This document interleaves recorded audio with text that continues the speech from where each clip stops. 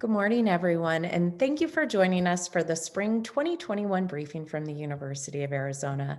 I'm Holly Jensen, Vice President of Communications for the university. Today, Dr. Robbins, President of the University of Arizona, will update you on the university's operational phase, followed by Dr. Richard Carmona, 17th Surgeon General and Distinguished Professor here at the university. He's going to provide you with updates on the current state of COVID-19 in our state, our county, and on our campus. We'll take your questions at the end of the briefing. Please make sure you type your name and news organization and raise your hand in the panel, and I'll take your questions in the order they were received. With that, I'll turn it over to you, President Robbins. Thank you, Holly, and good morning, everyone. Thank you for joining us today. The University of Arizona will continue in stage 2 this week, the week of March 15th, and next week, the week of March 22nd. This means in-person instruction is possible for small in-person courses, 50 or fewer students. With the full support of our public health advisors, we intend to move to stage 3, the week of March 29th. This means in-person and flex in-person courses of up to 100 students may begin offering in-person instruction. I want everyone to note that indoor event limits remain at 25 individuals and outdoor limits at 50. We're able to project this shift due to continuing lower numbers of COVID-19 cases in the campus population. From the period of March 8 to March 12, we administered 8,945 COVID-19 tests with 17 positives, a positivity rate of 0.19%. As of Sunday, March 14th, the University Pod has administered nearly 64,000 doses of COVID-19 vaccine. Truly amazing. Thank you to everyone for all of the work required to do this. We know there's been some interest in whether the Hispanic or Latinx community is receiving vaccinations. I'm pleased to report that of the people who have come to the University Pod, 19% self-identified as either Hispanic, Latino, or Latinx, compared to 4.3% statewide and 14.5% throughout Pima County. On Saturday, the pod distributed 22,050 doses, 655 on behalf of the county, and 1,595 on behalf of the state, with comparable numbers earlier in the week. Members of the university community who have been fully vaccinated are able to upload an image of the vaccination record card in order to receive exemption from required weekly diagnostic testing. Remember, full vaccination occurs 2 weeks after you receive your final dose of vaccine. If you're vaccinated through the campus pod, this will be your second dose, though there are other locations in the state administering the single-dose Johnson & Johnson vaccine. To upload your vaccination record, visit health.arizona.edu/COVID-19 vaccine document. Upload and follow the instructions on the page. I also want to note that this system is fully HIPAA compliant and will protect your personal health information. Once vaccine documentation is verified and you are past the 2-week period, you will see a green icon with the letters VX appear on your Wildcat one-stop page. Pima County has now vaccinated more than 60% of 65 plus population. So the eligibility for the state pods is expanding. As of Saturday, March 13th, Arizona residents 55 years of age and older may register and make appointments to be vaccinated. This is separate from any of the previous eligibility requirements, such as occupation. If you're eligible and have not yet been vaccinated, please go to podvaccine.azdhs.gov to make an appointment. Or if you don't have access to a computer or having difficulties with the scheduling system, please call 602-542-1000, 602-542-1000 if you need any assistance at all.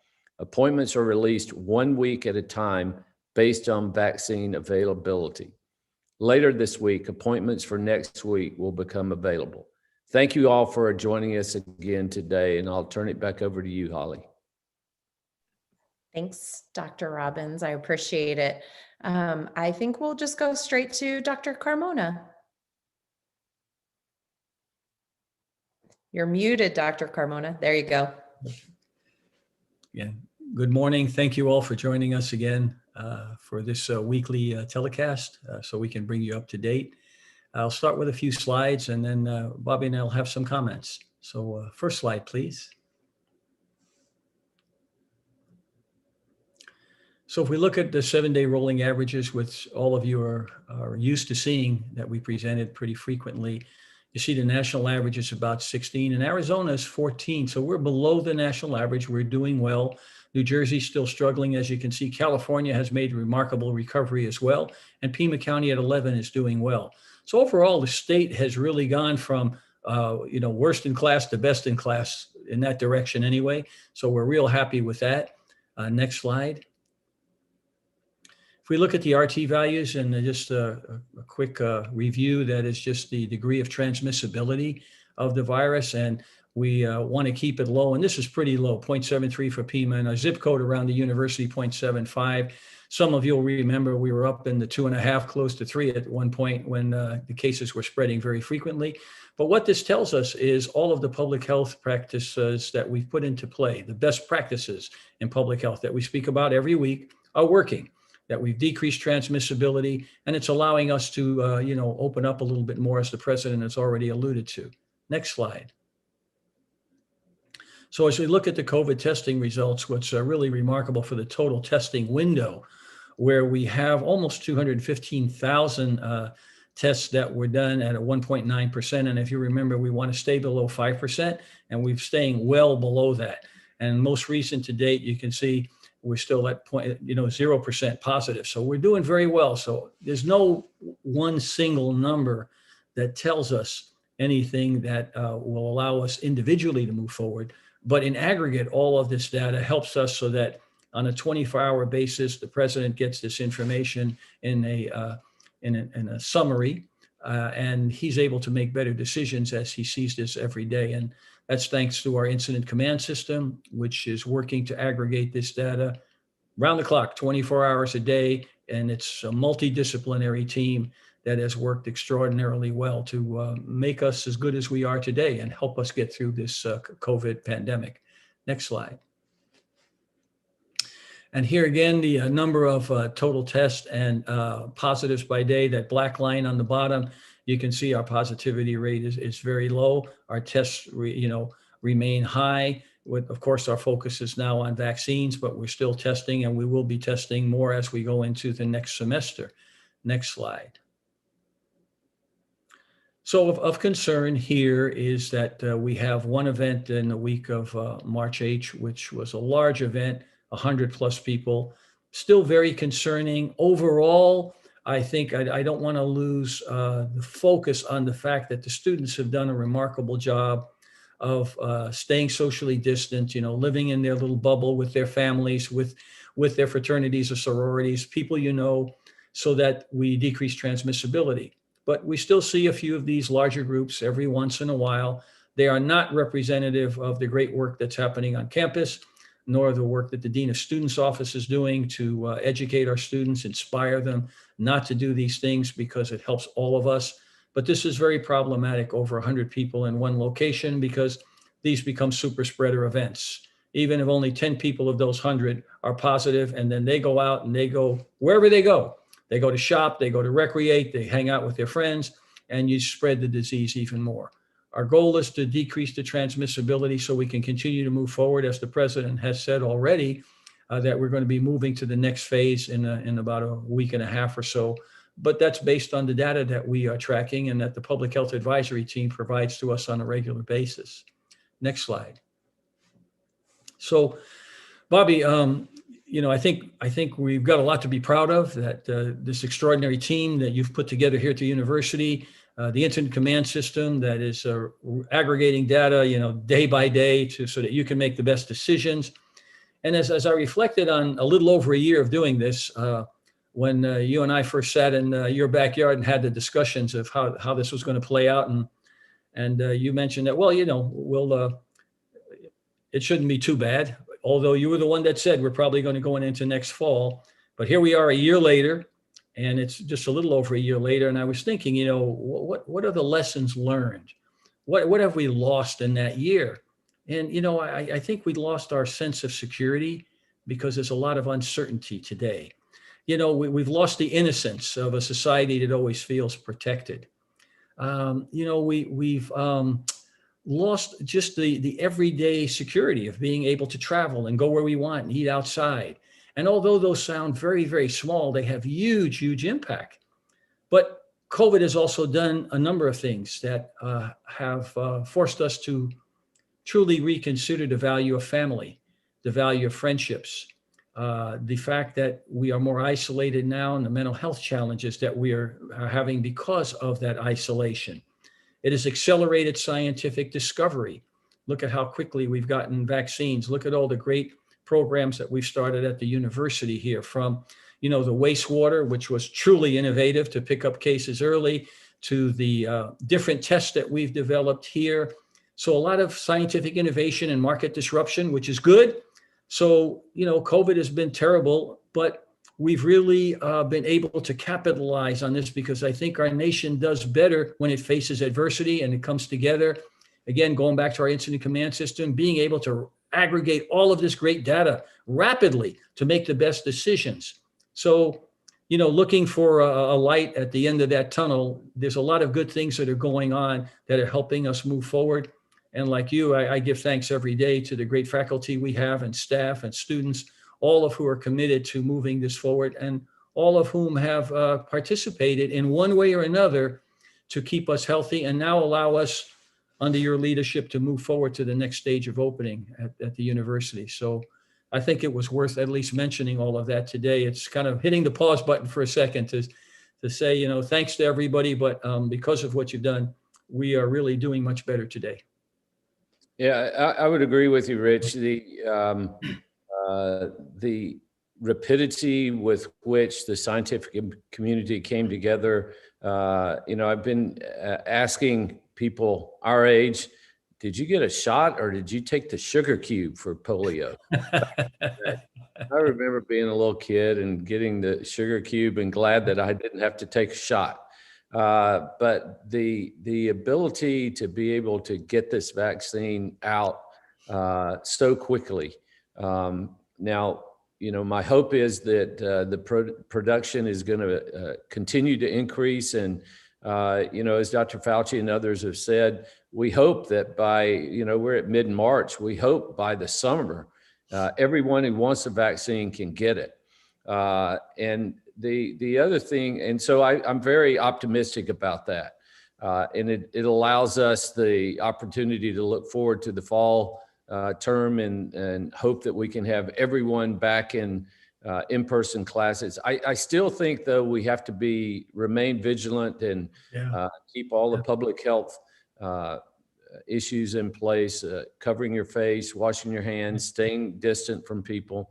But it is truly amazing. And I want to thank you, Rich, for being here and agreeing to be part of this and setting up the incident command system. I mean, this was second nature to you, having had so many all hazards disasters in your career, and it's worked beautifully. And I think from testing to tracing to treatment through isolation and now into vaccination, the ICS system has worked really well to be efficient and be able to get individuals vaccinated.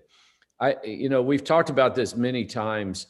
I think this pandemic also has shone a brighter light on the health disparities that you and I have known about for our entire careers, whether it be cancer or cardiovascular disease or diabetes or whatever it is. Our most vulnerable populations are at more risk because they don't have access to care. And I think that our efforts to get this vaccine out to everyone but specifically our most vulnerable population, because those are the individuals who can get really sick and go to the hospital and even die from this. And then we've got to also turn our attention to the globe, because we've said many times this is a global pandemic, and we've got to get the entirety of humanity vaccinated before we can really move on. Now, as you've said, once you get a certain number of people vaccinated, you can get that vaccination herd immunity, as opposed to the natural herd immunity that would have taken us years to achieve, and at a great price of many people who get sick and even die. And we don't know the long-term consequences of getting the infection. So for all of those people who say, I'm not going to take the vaccine, that is really, really short-sighted, because we have no idea what the long-term consequences of this are. Yeah. Yeah, I think the issue of that vaccine hesitancy and vaccine disparity is an important one that you bring up, Bobby, especially here in Arizona with a very large Hispanic community. The social determinants of health, again, people that are geographically displaced, economically displaced, struggling every day. And the one thing I would say that's been wonderful in our community is the Mayor Romero, the county, Mr. Huckleberry, Dr. Garcia, Dr. Cullen, everybody's come together to recognize that we have a moral, social, ethical obligation to get to these people as quickly as possible. The county's put in place some mobile units. They're reaching out. We've been working with the state through our rural health office with Dr. Dirksen, Rosalo, Muramoto, to be able to be ready as we get more vaccines to get out there and help all of our rural communities that we work with through education. But it's great that we have these connections with them already. They trust us. And so where there's voids, where they don't have the manpower to be able to move, we have vans, we have personnel that work in those areas already. So I think it's important that the public, as you've pointed out, realizes that we understand these health disparities. We feel it is a moral, social, ethical obligation of the university as a land grant institution to be able to have the privilege and the responsibility to reach these populations. So the state's been really great working with them, as we pointed out. Dr. Krista and her team have been fantastic. They're hampered by not getting enough vaccines either. But, we're knocking on their door every day saying, give us more, and we'll get more in the arms. Just give us more. And so it's been a real great team effort. Yeah, and I think, seeing the CDC emerge and starting to become more active again, and President Biden being committed to increasing productivity, Dr. Fauci having a voice, and I think, people, I understand the impatience that people have, because they want to get the vaccine. Those who want to get it now. And my hope is that over the next weeks to months, there's going to be a big increase in productivity. And as I said, I'm hoping by the summer we'll have everyone vaccinated who wants a vaccine. Right. And, this is an opportunity for us to heal, for I believe, the country to come together to fight a common invisible foe, not be divided by politics, but be united by a common cause. That is our humanity, to get those vaccinations done, to end this, to, have the economic recovery we want. And so, I think that here at the university and community, we're acting as one. It's like when we send our kids to war, the metaphor, the examples I always use, when in the Second World War, when we were attacked, everybody signed up. Rosie the Riveter, the local kids signed up into every service, but nobody went to war as a Republican or a Democrat. They were Americans. And this is another issue where we need to come together as Americans and put aside all of this divisive political discourse and focus on one thing only: ending this pandemic. And we have the tools, we have the science to do it, but we got to be united in doing it to accelerate it, because the more there's vaccine hesitancy, the more there's divisiveness, the pandemic goes on longer, there's more chance for more mutations. If there's more chance for more mutations, there's chances of the vaccine being less effective, and we'll go much longer. As you pointed out, many more deaths, many more complications, many more cost of care. So hopefully this is all coming together, as you pointed out, the way we want as a nation. Okay, Holly, do you have questions? I do. There's a couple in the queue already. The first one, it comes from Christina Duran from Tucson Local Media. Go ahead, Christina. Hi, Hi. Thank you so much for taking the time. I wanted to ask about the variants. So we just saw news about the UK variant coming in, and also the Brazilian variant was found this past weekend. So if you guys could touch on that a little bit. Sure. Thank you. Bobby, you want to start or you want me to? Yeah, I think the good news is we've got a tri-university, meaning NAU, ASU, U of A, working with TGen, really world-renowned and recognized group of scientists from all three universities and TGen working on genotyping of these variants. And that's really, really important. So I'm really proud of the work they're doing. Dr. Michael Warby, who developed our saline swish and gargle test so we don't have to have tubes go up our nose anymore, swabs, is a major part of that. The good news is it appears that all of the vaccines, and in particular the Johnson & Johnson vaccine, may be even more effective than Pfizer and Moderna, but they're all continue to be fairly efficacious against these variants. And Rich, you know more about this than I do. Well, I don't know, Bobby. You're an immunologist as much as you're a surgeon, because you can't do transplant surgery without understanding immunology. But I think that what the public needs to know, not to get confused with out there, these variations are going to continue. As we said many times, the viruses will continue to mutate. All living organisms mutate in order to survive in their environment. But most of the time, those mutations in this case are not consequential. The ones we have to watch for are the ones that make it more transmissible, make it more lethal, make the vaccine less effective because a surface protein changes. So right now, as Bobby has said, all of the vaccines seem to still be effective against the variants that are coming forward. But the important thing that the president said as well is, as a nation, we didn't do a very good job in the beginning of actually doing the fingerprinting, the genotyping of these viruses.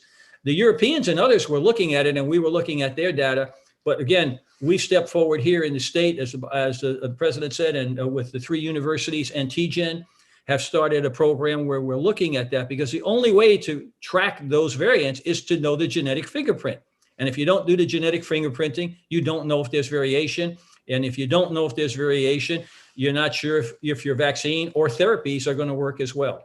So we're in a pretty good place there, but we have to keep on doing that to be able to identify. But for now, the public should be reassured, get your vaccine. And as the president said before, the best vaccine is the one you can get in your arm today of the three that we have, because they're all very effective.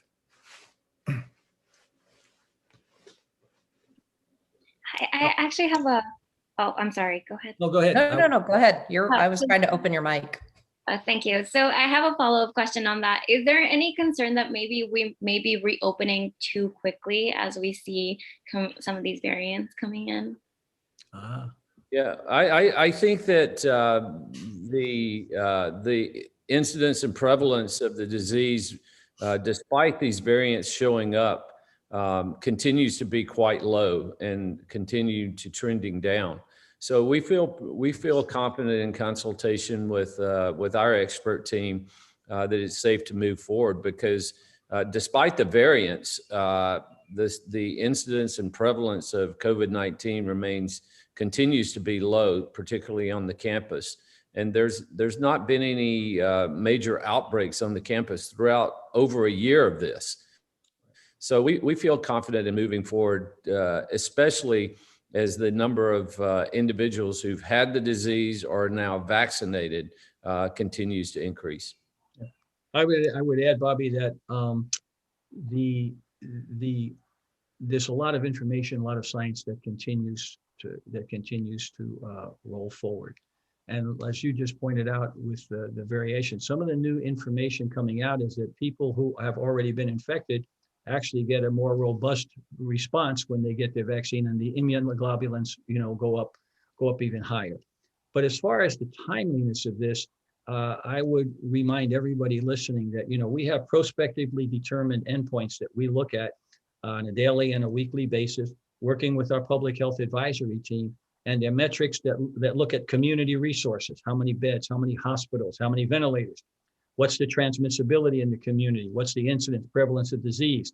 All of that gets bundled together before you make a decision. So if you look back and remember, we look to hold those numbers for at least a couple of weeks. And if they look stable and they're heading in the right direction, then we'll incrementally move forward. And so, which is what happened this week when the president has announced that we're going to move to the next stage. But that's because we've had a couple of weeks of stable data. There's plenty of resources in the community should things turn. But we're also counting on all of the students, faculty, and staff continuing to do those good public health practices. Because if we revert back to the old normal, we'll accelerate the disease and we'll be back to having cut back to where we were in the beginning. So overall, I think it's a very thoughtful process that we put together. It's very fair, it's science-based, and no one person is making the decision as far as the information that comes in. The president gets all of the information in the incidents, in the summary every 24 hours, and then he's able to make the best decision. And again, in this case, the Public Health Advisory Committee, which is kind of the leaders in this area as giving us the guidance, they have said this is a reasonable thing to do with all of the provisions that we've stated. Okay, our next question is in the Q&A, and it comes from KOLD, from Sunday Miller. Now that 55 plus are eligible to get vaccinated at the U of A site, has there been any confusion from the public? What questions are you getting or volunteers getting about the vaccine eligibility registration process in this new age group? The announcement said 55 plus vaccine effort is for non-essential workers at the U of A. And I was seeing some confusion surrounding that. So I just wanted to hear more and see if the U of A has experienced similar confusion and questions. Maybe Holly, you can answer that one better than I can. To be quite honest with you, Sunday, we had just had this discussion. It is a little bit confusing because the university is considered to be a state-run pod, and the state has now moved into age bands. So when they move through the priority lists, they are no longer going to essential workers or to the next class of 1C, 1D. So we are moving in age bands. To counter some of that confusion, we partnered with the county and said, we will take we asked that all of the 55 plus essential worker group come to the university, and any of the other essential workers that are now qualified go through the county.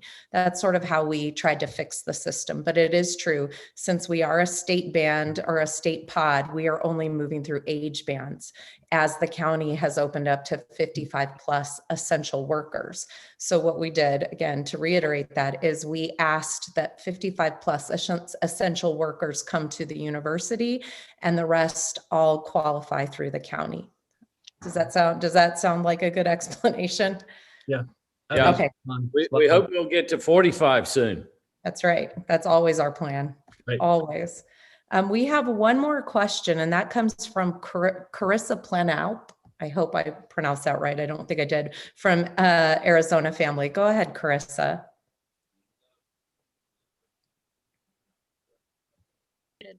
Sorry about that. I had to figure out how to unmute myself. Good morning, Dr.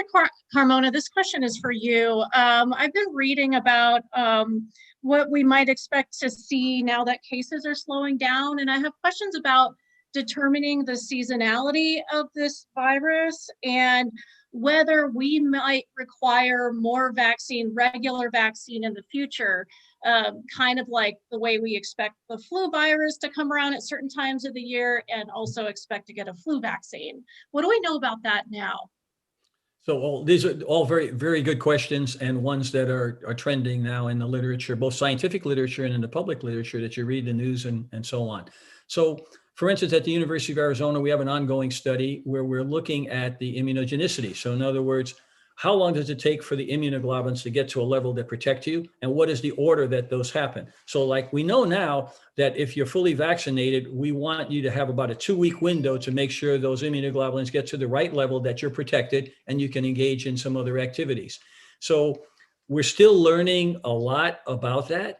but all of the vaccines are pretty similar as far as how they increase your immune response, because you're looking at these immunoglobulins, again, IgM, IgA, IgG, which have a temporal relationship.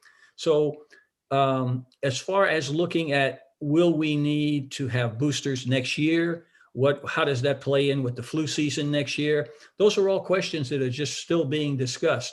As we look at how long the immunity lasts, it may be that we need another booster at some point in the future if the virus is still in the environment, okay? But right now, we have one vaccine that looks like it works real well with just one dose. We have two vaccines that work with 2 doses. Now we have to follow them out over time. And as this disease starts to quell and the virus, you think about polio, how polio is still out there in the world, but we don't see it anymore because of the vaccinations. There's no place for it to go, except in very impoverished communities. Every once in a while, you see a case somewhere in the third world, not here. So it's the same thing here. We'll track these out and watch those immunoglobulin levels. T cells are important too, but that's another discussion. This is for the vaccine. So the question is an important one. The full answer is not known yet, but we know enough that we have to keep tracking to determine in several months, maybe a year, will we consider advocating for another vaccine? Yeah, Rich, I think that's a very, very insightful and important question. And I think I remember in that initial meeting that we had that you referenced earlier, I said, we have got some really, really great immunologists, and they have developed a very specific, very sensitive and accurate antibody test for COVID-19. Right. And so Deepta Bhattacharya and his team, along with Janko Nikolic, have done tremendous work in this area. It's a very, very accurate and sensitive and specific test. And so that's one way that we're following, not only natural infection, but most importantly now vaccine. And we knew this was going to be important early on. That's why they were so aggressive in getting the antibody studies going.